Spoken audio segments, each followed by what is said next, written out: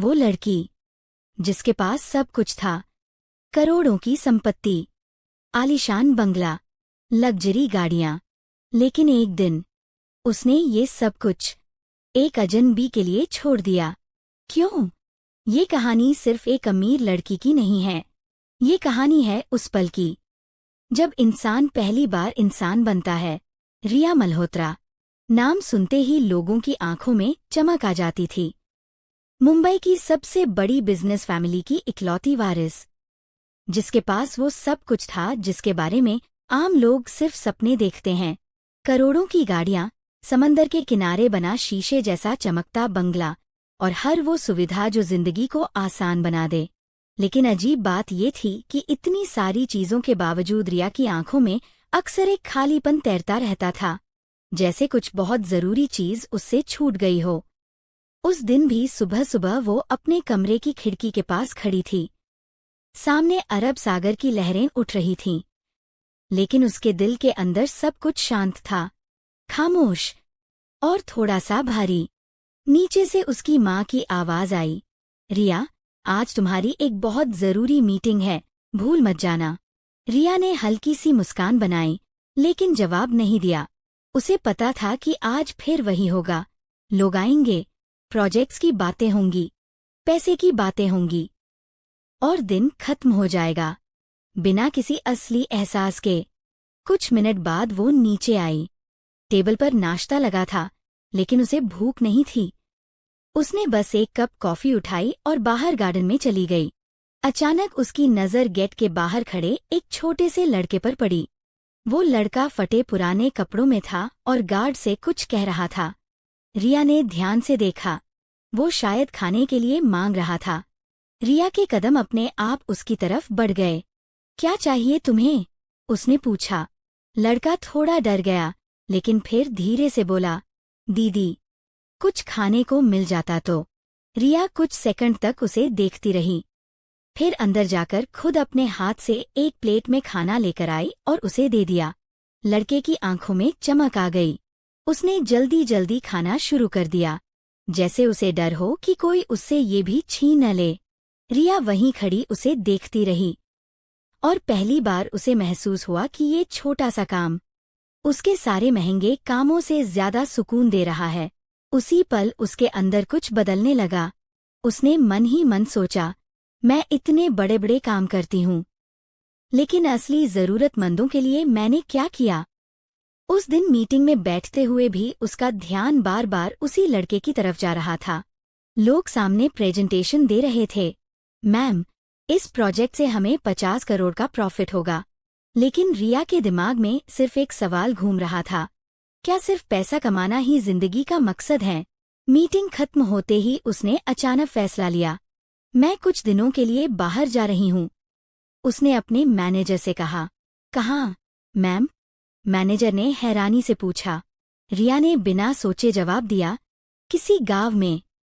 अगले ही दिन उसकी गाड़ी शहर की भीड़ से निकलकर एक छोटे से गांव की ओर बढ़ रही थी। रास्ते में ऊंची ऊंची इमारतें खत्म हो गईं, और उनकी जगह खेतों और कच्चे रास्तों ने ले ली। रिया खिड़की से बाहर देख रही थी। हवा में एक अलग सी ताजगी थी, जो शहर में कभी महसूस नहीं होती। कुछ घंटों बाद वो गांव पहुंची। गांव छोटा था, लेकिन वहां के लोगों के चेहरे पर एक सच्ची मुस्कान थी, जो शहर में शायद ही कभी दिखती है।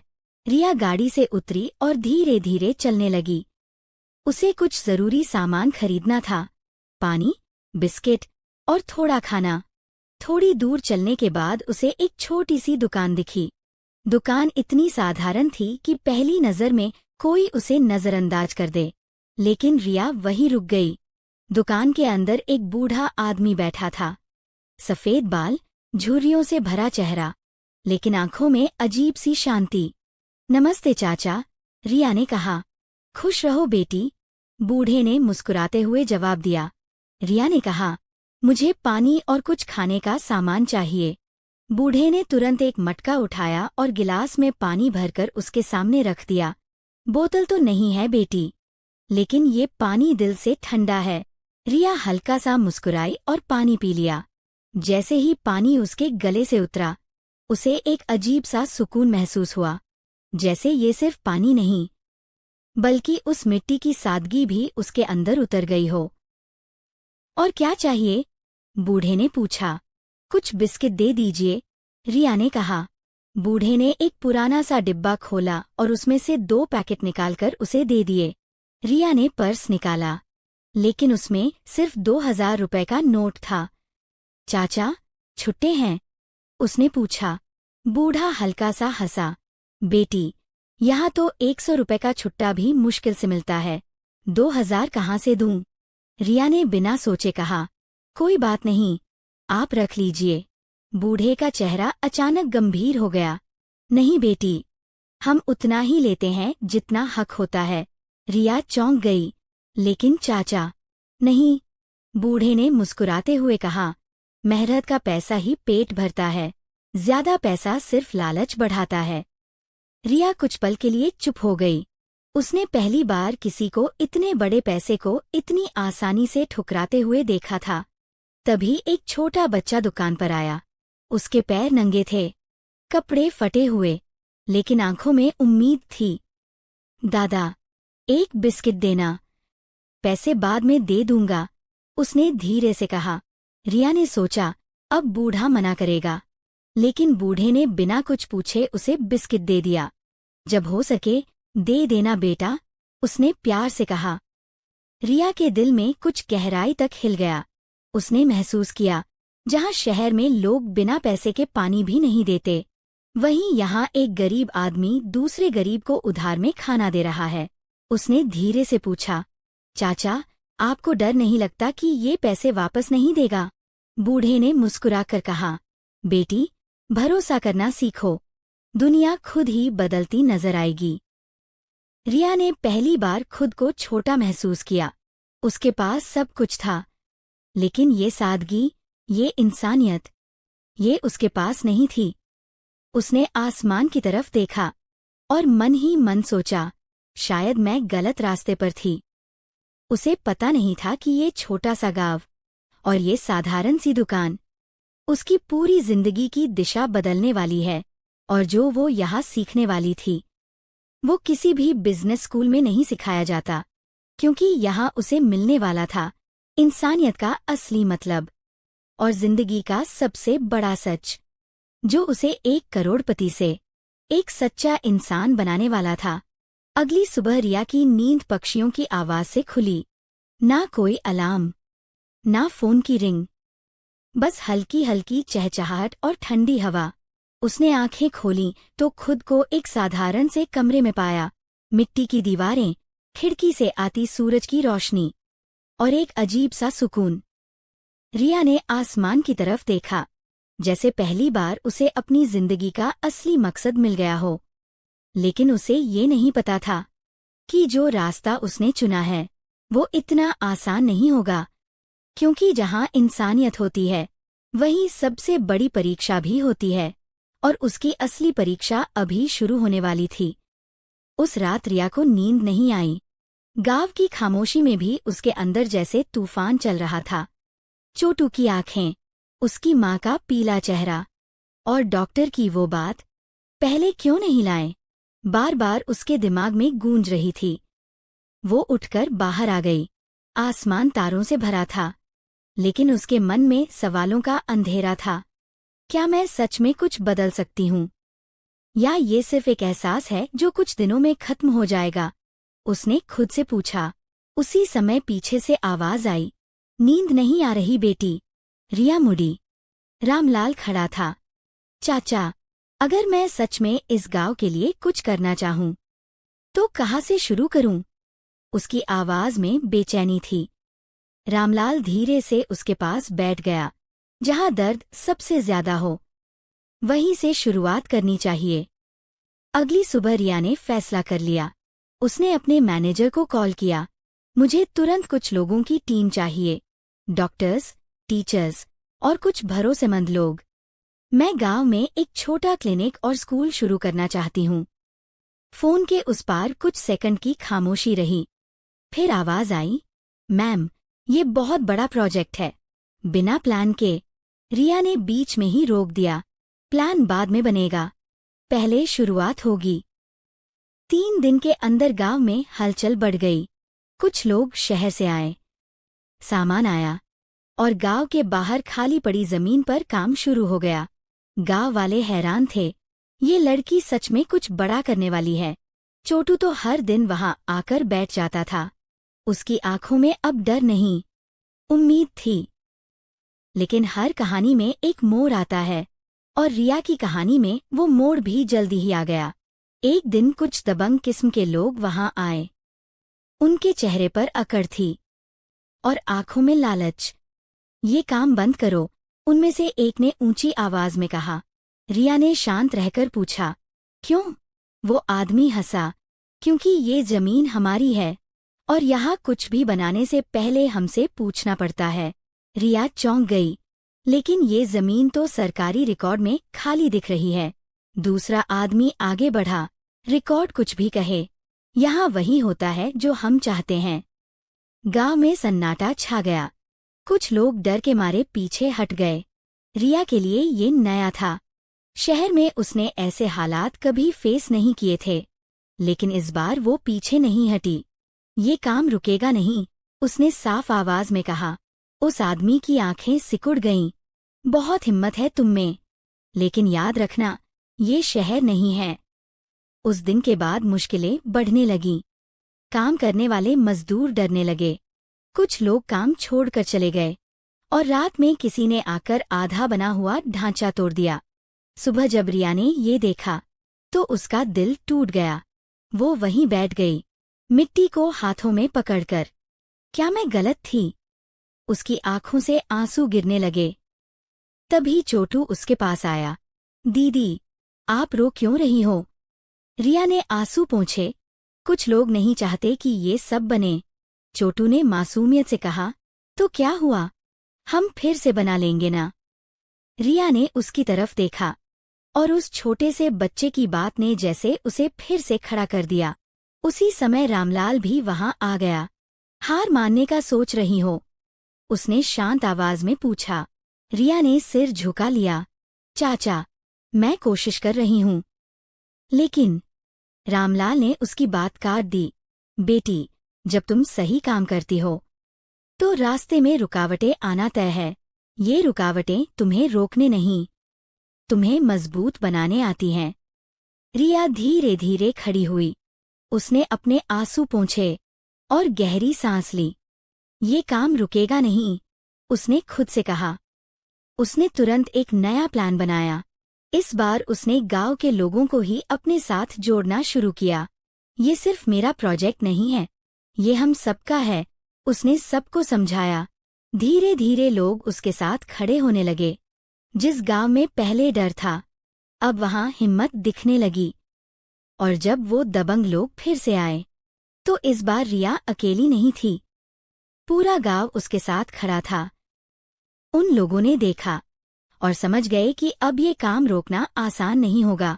कुछ देर की बहस के बाद वो बिना कुछ कहे वहां से चले गए। उस दिन पहली बार रिया ने महसूस किया, असली ताकत पैसे में नहीं, लोगों के साथ में होती है। काम फिर से शुरू हुआ, इस बार पहले से ज्यादा तेजी से। कुछ ही हफ्तों में एक छोटा सा क्लिनिक और एक स्कूल बनकर तैयार हो गया। उद्घाटन के दिन पूरा गांव वहां इकट्ठा था। छोटू सबसे आगे खड़ा था, हाथ में नई किताबें और चेहरे पर वो मुस्कान जो रिया ने पहले कभी नहीं देखी थी। रिया की आंखों में आंसू थे, लेकिन इस बार ये आंसू खुशी के थे। उसे लगा, शायद उसने सच में कुछ बदल दिया है। लेकिन कहानी अभी खत्म नहीं हुई थी, क्योंकि असली परीक्षा अभी बाकी थी। जब उसे एक ऐसा फैसला लेना पड़ेगा जो उसकी पूरी जिंदगी बदल देगा, और ये फैसला उसे बताएगा कि वो सिर्फ एक मदद करने वाली लड़की है या सच में इंसानियत के रास्ते पर चलने वाली एक सच्ची इंसान। उद्घाटन के उस दिन के बाद गांव की तस्वीर धीरे धीरे बदलने लगी। सुबह होते ही बच्चे स्कूल की तरफ दौड़ते, हाथों में नई किताबें, आंखों में नए सपने। क्लिनिक के बाहर भीड़ लगने लगी, लेकिन इस बार डर की नहीं, उम्मीद की भीड़। रिया हर दिन वहां जाती, कभी बच्चों के साथ बैठकर पढ़ती, कभी मरीजों से बात करती। लोग उसे अब मैडम नहीं, रिया दीदी कहने लगे थे। लेकिन जिंदगी हमेशा सीधी नहीं चलती। एक दिन शाम को रिया क्लिनिक में बैठी फाइल देख रही थी कि डॉक्टर ने घबराते हुए कहा, मैम, एक बहुत सीरियस केस आया है। रिया तुरंत बाहर आई। सामने स्ट्रेचर पर एक बुजुर्ग आदमी था। सांसें तेज चल रही थीं और हालत बेहद नाजुक थी।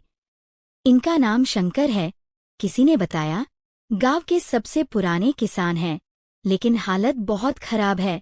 डॉक्टर ने धीरे से कहा, इनका इलाज यहाँ नहीं हो सकता। इन्हें शहर के बड़े हॉस्पिटल ले जाना पड़ेगा तुरंत।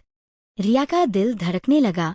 तो ले चलते हैं, डॉक्टर ने उसकी आंखों में देखते हुए कहा। इलाज में बहुत खर्च आएगा, लाखों रुपए लग सकते हैं। रिया एक पल के लिए चुप हो गई। उसने अपने फोन की तरफ देखा।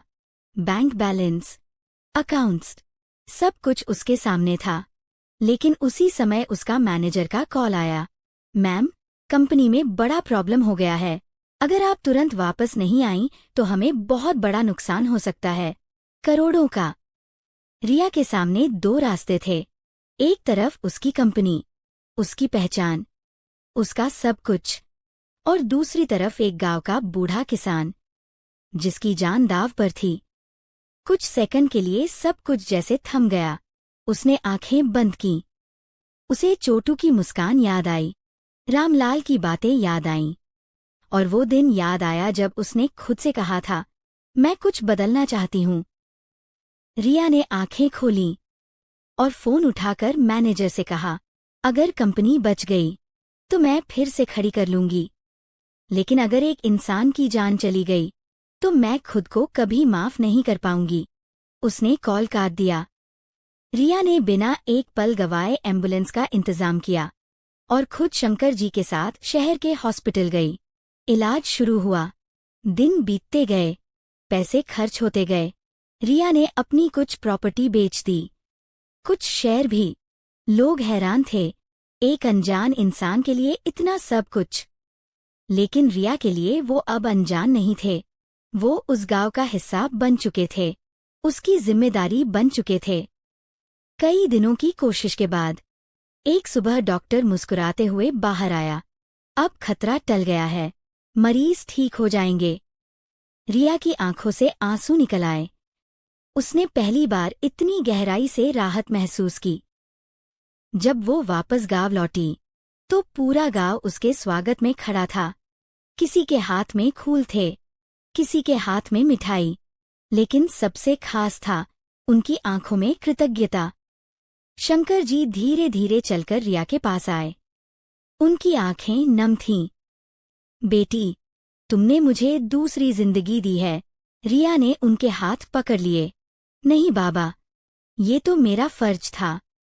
उसी समय चोटू दौड़ता हुआ आया। दीदी, देखो, मैं पढ़ना सीख गया। उसने अपनी किताब खोलकर दिखाया। रिया मुस्कुरा दी। उसकी आंखों में गर्व था। रामलाल दूर खड़ा ये सब देख रहा था। वो धीरे धीरे रिया के पास आया।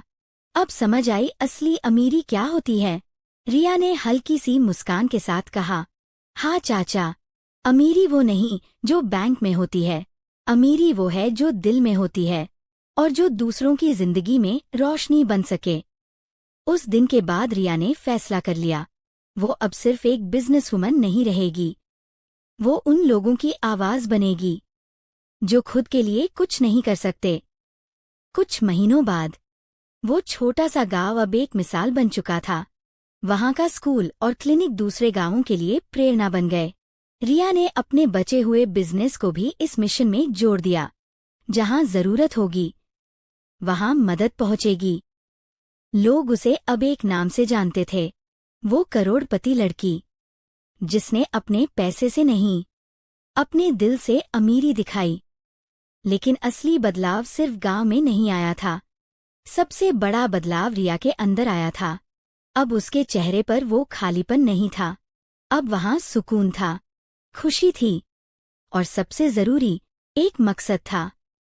क्योंकि उसने समझ लिया था, जिंदगी का असली मतलब सिर्फ खुद के लिए जीना नहीं, बल्कि दूसरों के लिए कुछ करना है। सीख। पैसा हमें आराम दे सकता है, लेकिन सुकून सिर्फ इंसानियत देती है। हम जितना खुद के लिए कमाते हैं, वो खत्म हो जाता है, लेकिन जो हम दूसरों के लिए करते हैं, वो हमेशा जिंदा रहता है। अब एक सवाल तुमसे, अगर तुम्हारे पास इतना पैसा हो कि तुम किसी की जिंदगी बदल सको, तो क्या तुम सिर्फ अपने सपनों को पूरा करोगे या किसी और के सपनों को भी उड़ान दोगे? अगर इस कहानी ने तुम्हारे दिल को छुआ है, तो इसे सिर्फ पढ़कर मत छोड़ो। आज ही अपने आसपास किसी एक जरूरतमंद इंसान की मदद करो, क्योंकि बदलाव हमेशा एक छोटे कदम से शुरू होता है। और कौन जाने, तुम्हारा वो एक छोटा कदम किसी की पूरी जिंदगी बदल दे।